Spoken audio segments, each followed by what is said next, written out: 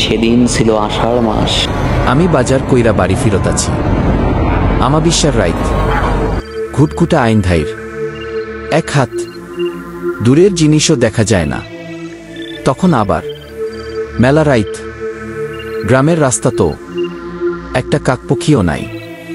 আমি তো হালার, ভয়ে অস্থির, বিভিন্ন সুরা আর দোয়া পড়তে পড়তে হাঁটতাছি।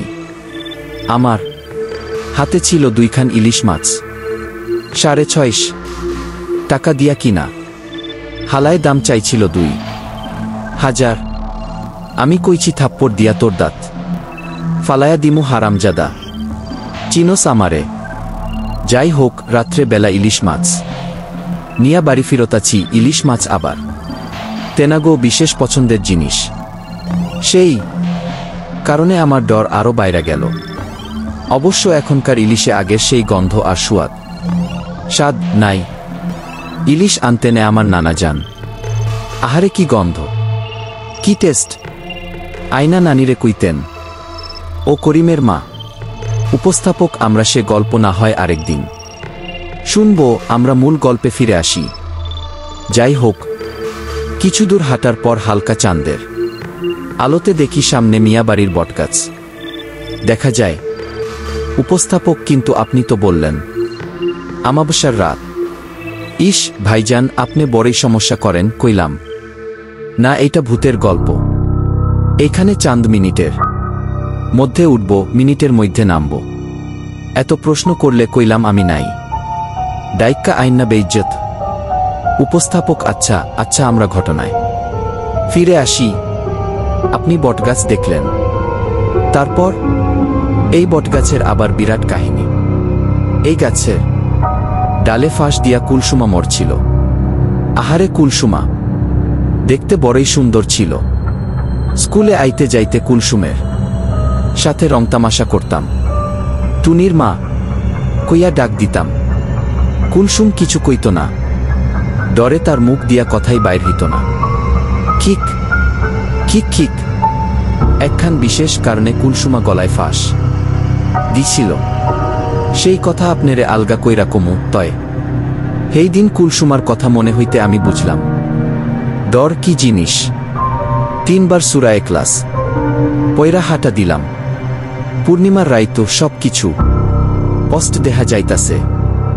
আতকা দেখি আমার সামনে একটা কালা বিলাই। আমি বুঝলাম এইটা কুলসুমা ছাড়া আর কেউ না, আমারে শাস্তি দিতে আইছে। আমি মাথা ঠান্ডা রাইখা কইলাম, আম্মা তুমি আমারে মাফ কইরা দাও। বিলাই এ কয় ম্যাও। বড়ই আজীব ব্যাপার। এইদিকে ভাদ্র মাসের গরমে আমি ঘামে ভিজা জুবজুবা। আমি কুলসুমা বিলাই রে কইলাম, আমি আর জিন্দেগিতে কোনো মাইয়ার দিকে চোখ তুইলা তাকামু না, কেউরে মিসকল দিমু না, মাফ করো আম্মা, বাড়ি যাইতে দাও। কুলসুমা কয় ম্যাও। চিন্তা করছেন অবস্থা। এমন সময় শুনি পেছনে বেটা মাইনসের গলার আওয়াজ। আমি আপনাদের অনুষ্ঠানের মতো কইরা ডাক দিলাম, কেডা কেডা ওনে? আওয়াজ আইলো, জি আমি রহিম। ভালা আছেন নি ভাই? রহিম রে দেখা আমার জানে শান্তি আইল, আবার লগে ডর ও লাগলো।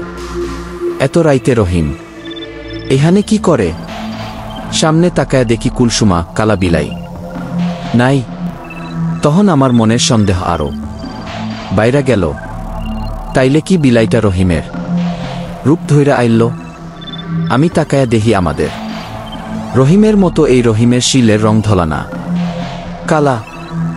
বিলাইয়ের রং ও কালা আছিল। কুলসুমার গায়ের রং ও কালা আছিল। 2 - 4 হইতে সময় লাগলো না।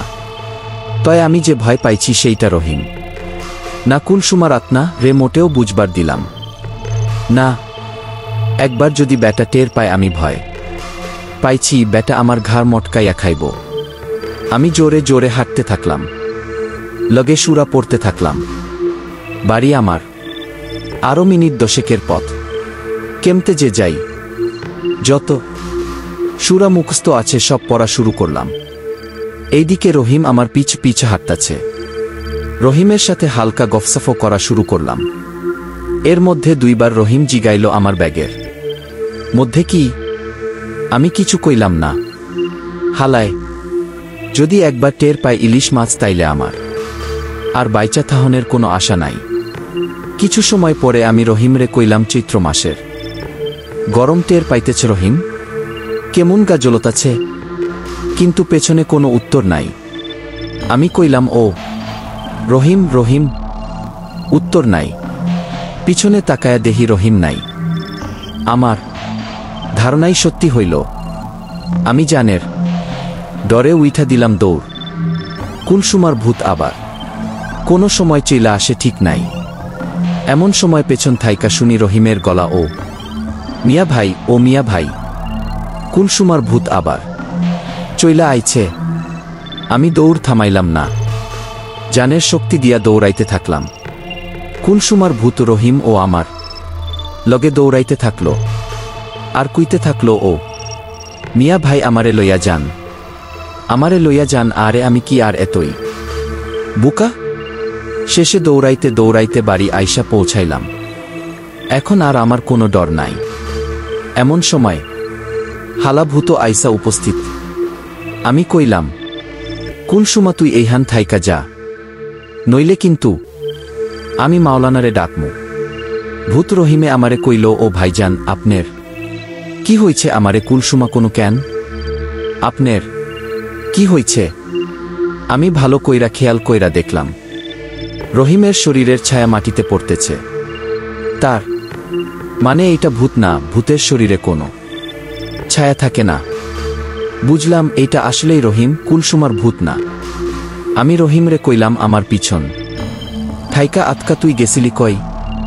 রহিম শরমের হাসি দিয়া কইল, মুততে গেছিলাম ভাই, ক্ষেতের ধারে।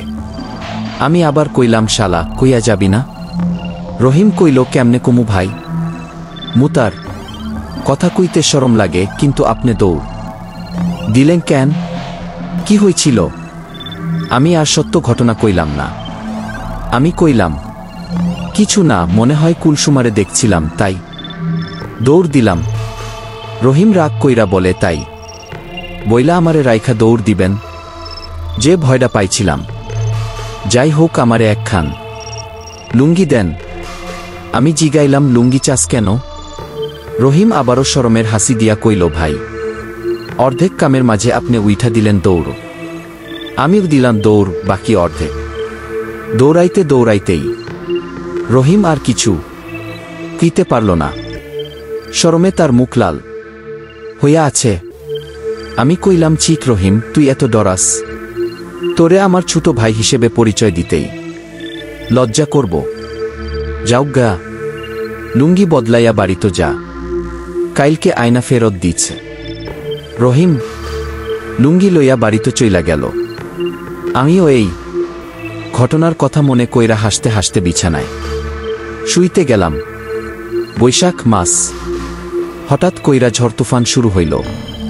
আমি খেতা মুড়ি দিয়া আরামসে ঘুমাইতে গেলাম। আর ভাইবা দেখলাম, রহিম যদি সময় মতো না আইতো তাইলে ওই কুলসুমার ভূত কালা বিলাইটা আমারে জানে মাইরা ফেলতো। কার দোয়ায় বাইচা আইছি কে জানে।